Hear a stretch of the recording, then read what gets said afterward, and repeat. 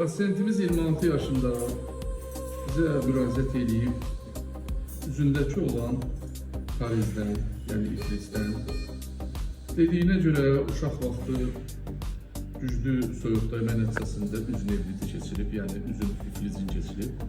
Amma 14 il keçib, 14 il əvvəl oldu. Amma müalicəsi görünür ki, müvəffəqiyyətli olmadığına görə həmin iflic üzündə öz izlərini saxlayıb. Ağız bucağında pariz var və bir də gözündə göz qapağı bağlanır. Yəni elmi dildə adı logoftalm gedir. Üst göz qapağı, sağ göz qapağı bağlanmır. Yəni göz qapağını endirən əzələ iflic olub deyə gözü açıq qalır.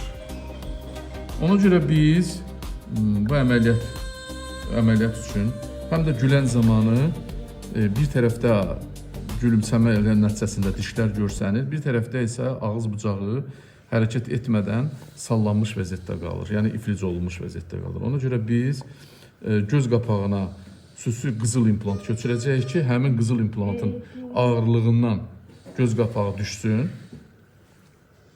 və həmçinin bu dəzələsindən götürülmüş fasya vasitəsilə ağız bucağı ilə almacıq qövsünə keçirilmiş aponevrozu köçürəcəyik ki, askı şəklində olaraq ağız bucağı saxlasın ki, ağız bucağı aşağıya düşməsin. Həmçinin hərəkətli olması üçün gicgah əzələsindən də əzələ qoyaraq ki, həm də statik olaraq, təkcə statika yox, həm də funksional olaraq ağız bucağı öz yerini dəyişə bilsin.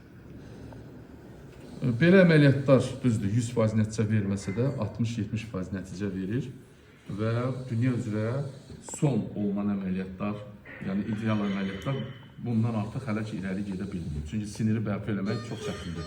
Üstündən 14 il keçib. İndi biz başlayacağıq göz qapağına qızıl implantın qoyulmasından.